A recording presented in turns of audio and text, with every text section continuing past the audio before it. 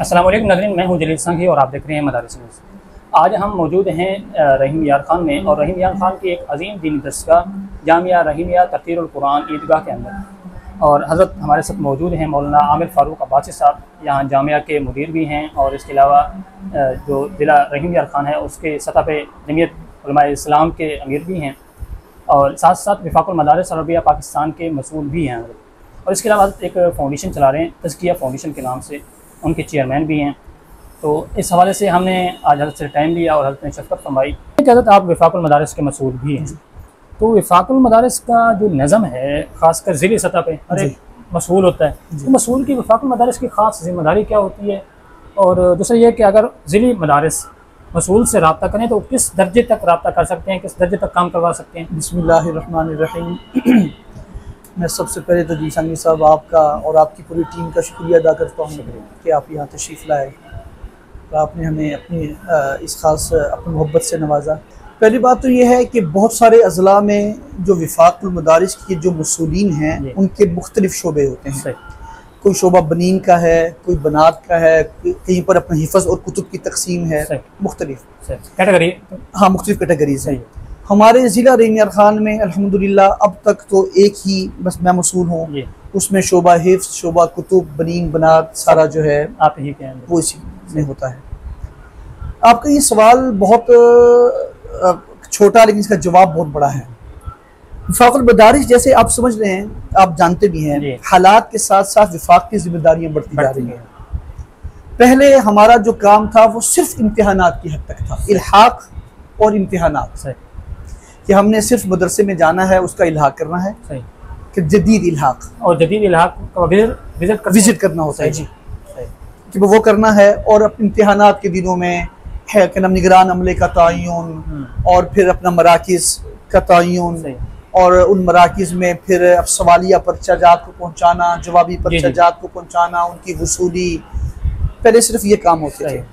जबकि गुज़िश्ता कुछ अरसे से जब से हुकूमत और वफाकुल मदारिस और इत्तेहाद तंज़ीमात मदारिस के दरमियान कुछ मुआहदे हो रहे हैं और मामलात में जो इजाफा होता जा रहा है, इसी तरह जो मसूलीन हैं उनके भी काम है, जिम्मेदारियाँ, उनमें भी इजाफा होता जा रहा है। अब मसलन अब अगर कोई भी हुकूमती इदारा किसी मदरसे में अगर वो वहाँ पर अगर वो कोई मालूमात के लिए जाता है या कोई इस तरह, तो वो मदारिस हमसे रब्ता करते हैं और हम हत्तल इम्कान जहाँ तक उनके साथ जो तामुन हो सकता है हम उस तामुन को भी करते हैं।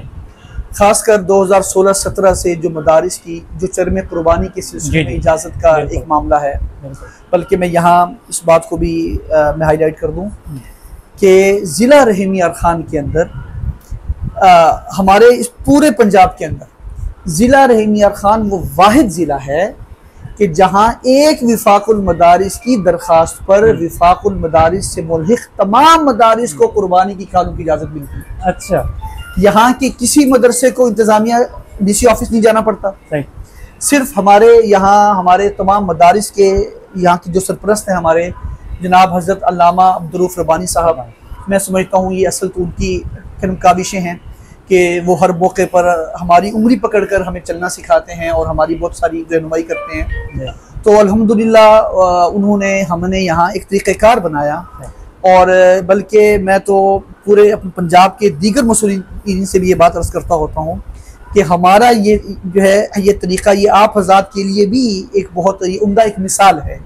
अगर आप भी इस पर चलें, हमारे यहाँ के किसी मदरसे को नहीं आना पड़ता, सिर्फ मैं जाता हूँ, मैं अपना ज़ाती बयान हल्फी और अपनी उस पर जिम्मेदारी पर, हाँ अपनी जिम्मेदारी पर वफाकुल मदारिस से मुल्हिक तमाम मदारिस की इजाज़त लेते हैं। इस साल भी अल्हम्दुलिल्लाह 366 इदारे जो अपना वफाकुल मदारिस से मुल्हिक थे पूरे ज़िला के, हमने अल्हम्दुलिल्लाह उनकी इजाज़त ली। यानी अब ये भी हमारी जिम्मेदारियों में इजाफा है।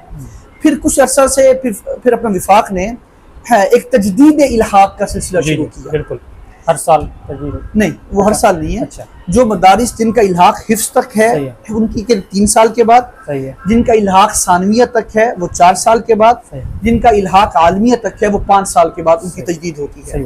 अब ये भी हमारा अब एक काम इजाफी हो गया कि अब हमें तकरीबन वक्तन फ़क्तन इन तमाम मदारिस की हमें फिर तजदीद भी करनी पड़ती है। फिर उसके लिए भी हमें फिर अपना मुआयना और वहाँ की मालूमात और ये काम, यानी आप यूँ समझें। अच्छा, फिर अब ज़िमनी इम्तिहानात का सिलसिला बहुत बढ़ गया। तो यानी पहले वो काम जो हमारा सिर्फ 2 या 3 माह हुआ करता था, अब तकरीबन ये काम पूरा साल जारी रहता है।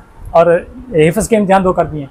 हाँ, हिफ्ज़ के इम्तिहान भी 2 और खुतब के इम्तिहान भी चुके 2, तो जिससे अब हमारी भी जिम्मेदारियाँ बहुत हद तक बढ़ गई हैं।